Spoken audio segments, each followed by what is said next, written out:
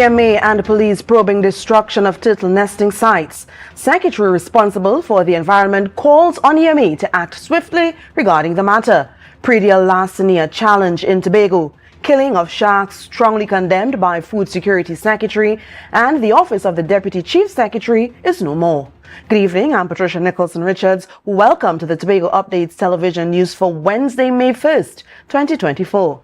Top story. As the EMA conducts investigations into the recent destruction of turtle nesting sites at Turtle Beach, the agency noted that according to the Environmental Management Act, any person who knowingly or recklessly undertakes or conspires to allow any activity in an environmentally sensitive area or with respect to an environmentally sensitive species designated under Section 41, which may have an adverse impact on the environment within such area or on such species, commits an offense. The EMA also noted that individuals who commit an offense involving any of the environmentally sensitive species, including turtles, can be imprisoned for 2 years and pay a fine of $100,000. The EMA has advised members of the public to come forward with any information on who was responsible for the act, including video and photographic evidence that may have been captured or may have captured the equipment during the clearing. If you have any information, you can contact the EMA's hotline at 367-8824. Tobago police officers are also investigating the matter. Well, the Secretary of Food Security, Natural Resources, the Environment and Sustainable Development, Natisha Charles Panton, has swiftly and firmly responded to reports of the destruction of turtle nesting sites at Turtle Beach. She was ably supported by Area Representative Niall George and the President of the Black Rock Village Council, Larry Paul. They're calling on the EMA to take immediate action to bring the perpetrators of such an act to justice. Trevicia Phillips has more. Secretary Natisha Charles Panton highlighted the urgency of the situation, referring to a circulating Facebook video highlighting the destruction of leatherback turtle eggs at a popular nesting site. We have been working on this issue for the last year. We have been in discussions with the village council and other stakeholders, and it is time that the EMA, the Environmental Management Authority, act on the situation. Area Representative for Plymouth Black Rock, Niall George, expressed concern over the distress caused to residents and the potential impact on the community. This issue is one that started before we came into office. My concern is the effects of the development, the distress it could bring to residents within the community. Last year, when the rains came, we had a small example of what could happen. I, as the area representative, would like us to get to a medium. I am joining with the Secretary in calling on the EMA to act where necessary. Larry Paul, President of the Black Rock Village Council, echoed the call for dialogue and proactive solutions to avert impending disaster at the Heritage Park. We want to meet to a point where we can dialogue, where we can get to a solution to avoid imminent disaster, not only to the village, but to the Heritage Park. That Black Rock Heritage Park is where persons come and recreate and so on. And with the new realignment of the river, it is causing great concern. That's the turtle nesting site. So I'm saying we want all the authorities to act.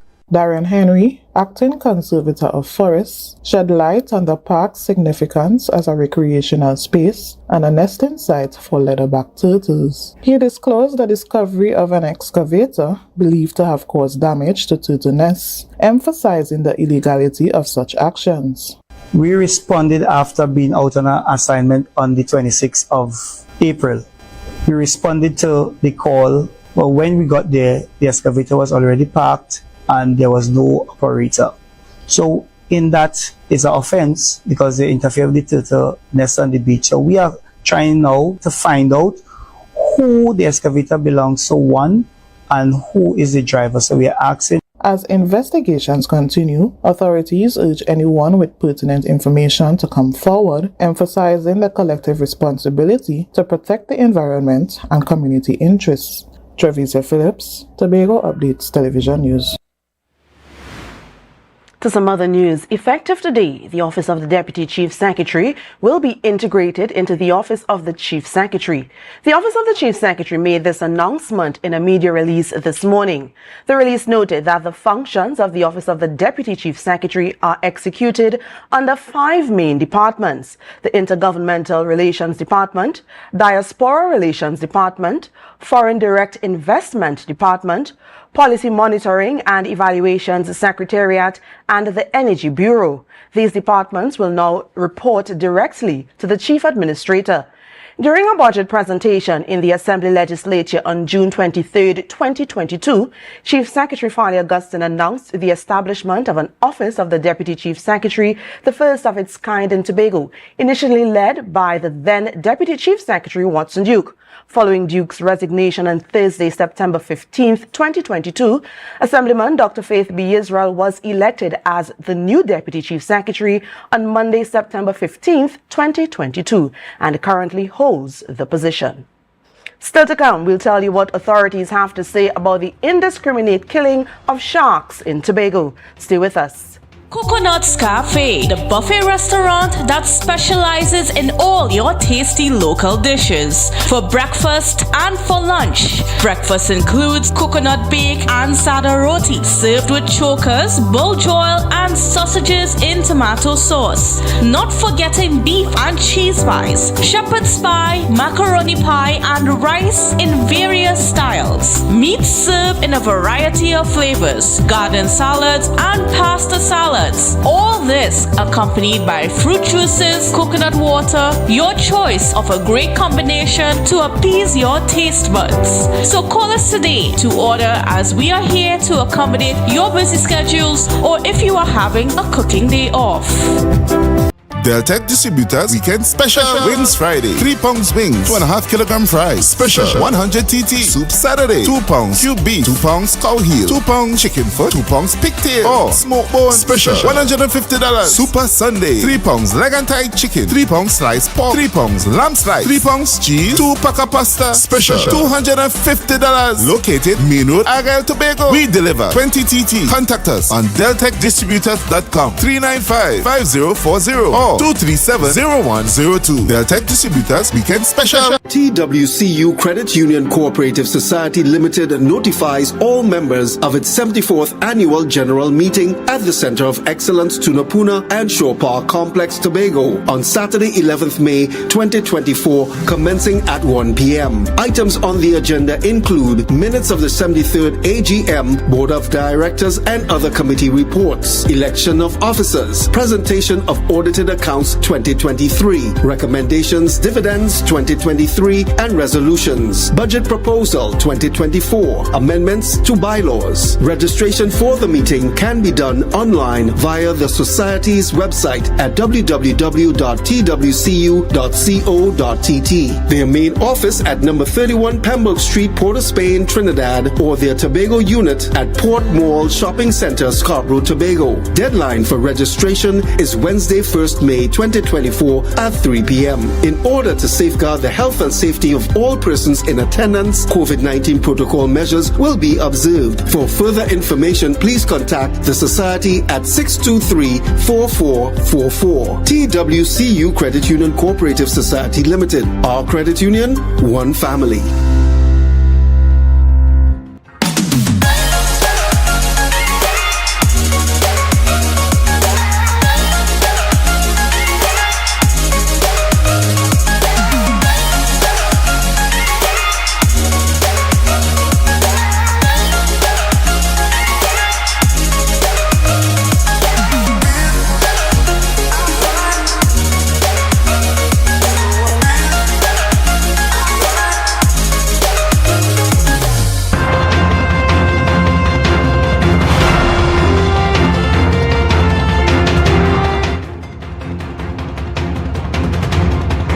Welcome back. Last night, the Moriah Police District hosted a town hall meeting at the Golden Lane Community Center, part of a series of meetings that the Trinidad and Tobago Police Service have been conducting across the island.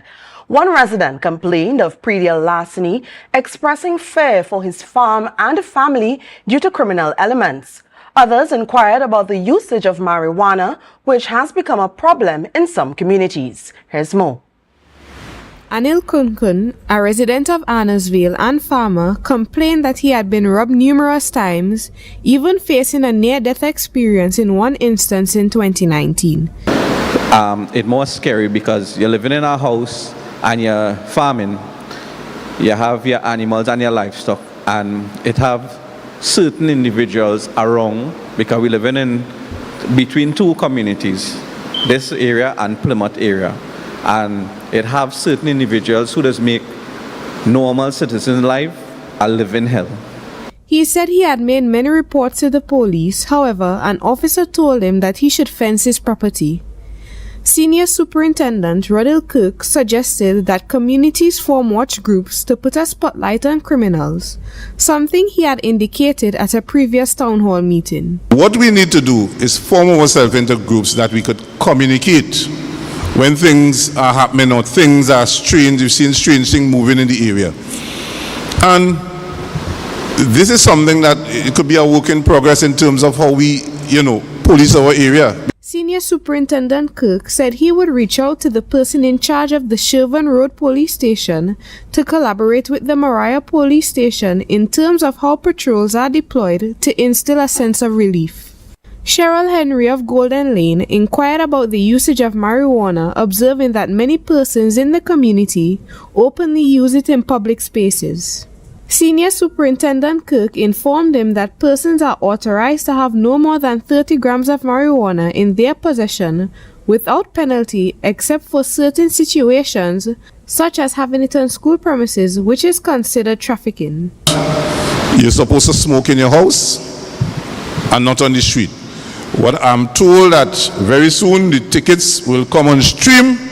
So when that happens, that is something that the police would enforce. Moreover, the senior superintendent encouraged people to educate those in their communities about the do's and don'ts of marijuana usage. Ariana Scipio, Tobago Updates Television News. The Division of Food Security, Natural Resources, the Environment and Sustainable Development released a statement today strongly condemning the indiscriminate killing of sharks after the shark attack incident which occurred on Friday, 26 April 2024. While a 10K bounty was issued immediately after the attack, it was subsequently recalled. However, fishermen are still killing sharks. Here's more. There is a video circulating on social media showing the unjust killing of numerous bull sharks by fishermen at the Buku Beach facility. The statement by the Division of Food Security noted that sharks play a vital role in the balance of marine ecosystems. They pointed out that sharks, which are apex predators, perform many functions such as regulating the population of other species, ensuring the health of reef fish populations, and contributing to the overall resilience of coastal environments. The Division of Food Security empathized with the concerns and fears arising from the recent incident. However, it said the indiscriminate killings of sharks would not prevent future incidents and are harmful to the island's marine biodiversity. Moreover, the statement said that the nation is committed to the conservation and protection of its marine resources, which includes sharks, through various national laws and international conventions. They strongly urge the public to desist from participating in any unauthorized hunting, capturing, or killing of sharks, instead encouraging the public to adhere to safety guidelines, such as avoiding areas where sharks congregate, staying calm if they encounter one, and reporting any shark sightings to local authorities. Furthermore, by working together and respecting marine life, humans and sharks can be protected while preserving the rich biodiversity of the island's waters. Ariana Scipio, Tobago Updates Television News. Well, in light of last week Friday's occurrence of a British national being attacked by a shark at Turtle Beach, the owner of Frankie Tours, Michael Frank, shared his opinion on the closure of beaches as a result of the incident. Frank stated that he supported the THA's decision to close the beaches after the incident. The reason why I support it is because it shocked the community, it shocked the country.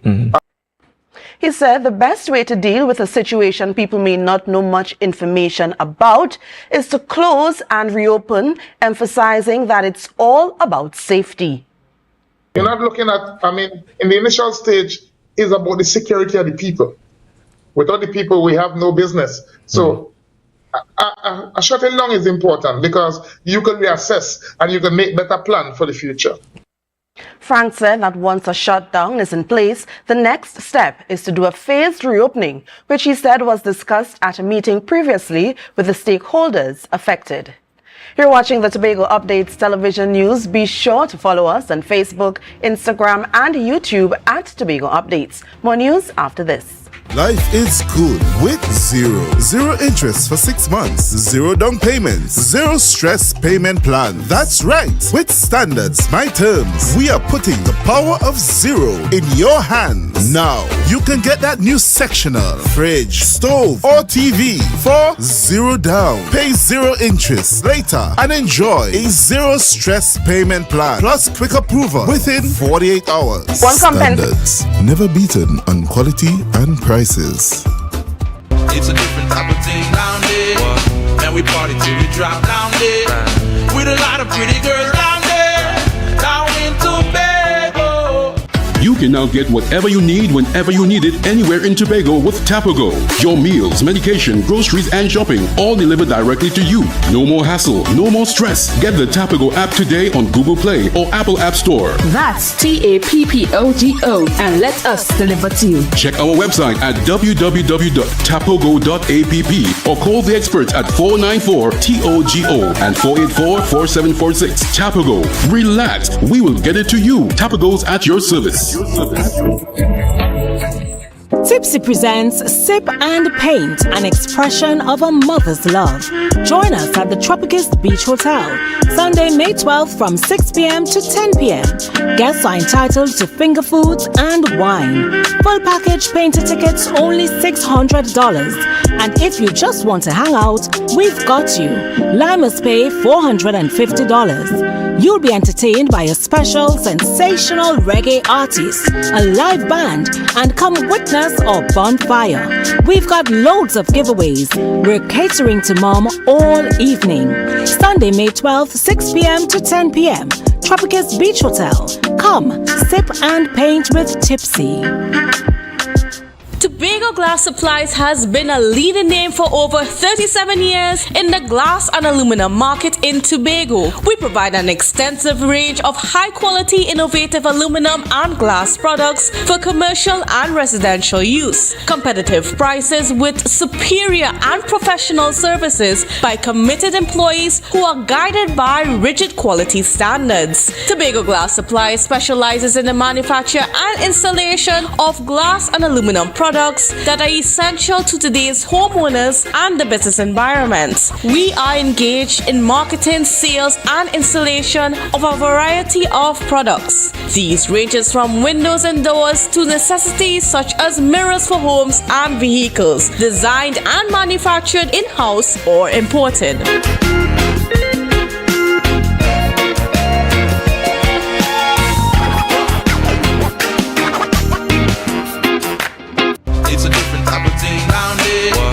We party till we drop down there. With a lot of pretty girls down there. Down in Tobago.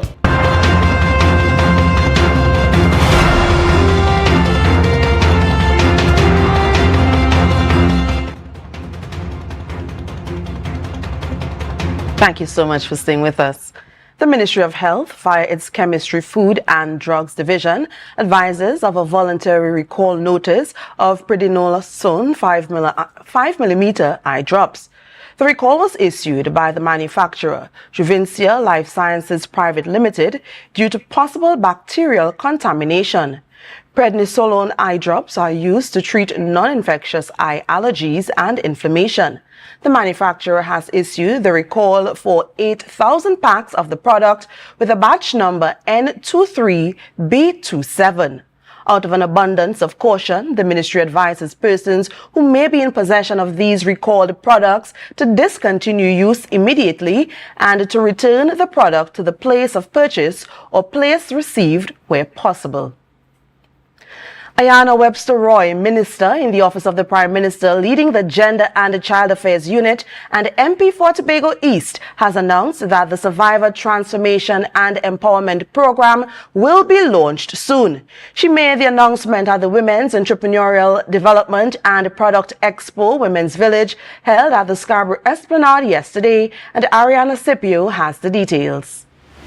Minister Ayanna Webster Roy said STEP is one of the many initiatives the ministry will launch, and she is optimistic that it will positively impact citizens across the country. STEP provides an opportunity for not only civil society organizations, faith-based organizations to come together to assist women and men who are vulnerable, but it also provides an opportunity for survivors and victims of gender-based violence to get the support from the state to help them to progress, to help them to emerge better from their situation. She said STEP would also help people become meaningful contributors to society and assist in the development of the nation. Moreover, under STEP, organizations can receive grant funding of up to $50,000. $50,000 to train at least 10 persons to give them the opportunity to be able to learn a skill, something geared towards their economic empowerment. And STEP goes beyond that by providing an opportunity for survivors and victims to receive grant funding up to $10,000. Minister Webster Roy explained that the $10,000 grant funding that survivors can receive is geared towards helping them access vocational training, enhance existing businesses or establish businesses. Meanwhile, Minister Webster Roy also spoke about the National Strategic Action Plan on ending gender-based and sexual violence in Trinidad and Tobago. This plan meant the coming together of various sectors and courses and interest groups towards setting up a strategy, a workable strategy towards eradicating gender-based violence in our society. It meant the coming together of not only government agencies and government partners, but also our international development partners, the private sector, civil society organizations, and faith-based organizations. She said this plan clearly outlines where each agency must lead and where each interest must be placed. The minister said that it gives citizens the power to hold these agencies and individuals accountable, ensuring that they are meeting their targets. Ariana Scipio, Tobago Updates Television News. Table Peace Government Primary School recently unveiled its newly established school library in a momentous event showcasing dedication to literacy and community advancement.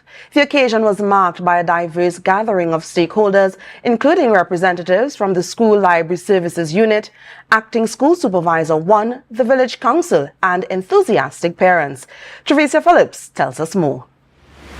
For over 3 years, the Table Peace Government Primary School has tirelessly pursued the establishment of a functional library, a cornerstone of its commitment to fostering literacy among its students and uplifting the broader community. This vision has become a reality through collaborative efforts with the Parent Teachers Association and the School Library Services Unit. The Secretary of Education, Research and Technology and Area Representative, Zorisha Hackett, was among the guests at the opening ceremony, underlining the initiative's significance in both the educational and governmental spheres. So this morning, I took some time away from Executive Council. I told your principal that I could not miss this, of course, because in both capacities, Secretary of Education and your area representative, this is an initiative that I am proud of. During her address, she spoke to the children's parents. But parents, you are important in this relationship with your children, our charges, and their books. Literacy is important. And in this Tobago, where we have the mantra that no child should be left behind, every student needs to understand the importance of being able to read. Reading allows you to expand your horizons when it comes to writing. A good reader is always a good writer. Of course, when it's time for you to express yourself, your vocabulary is also increased because you're reading and you're encountering these new words from time to time. In a poignant moment, Josanne Jackson, librarian one of the Children's Library, shared insights into the broader mandate of the school library unit, emphasizing its commitment to providing quality library services across the island's primary and high schools. Jackson expressed that libraries offer more than just bare books. The library offers experiences, both traditional like storytelling and new experiences like career fairs and introducing students to various professions that they can consider.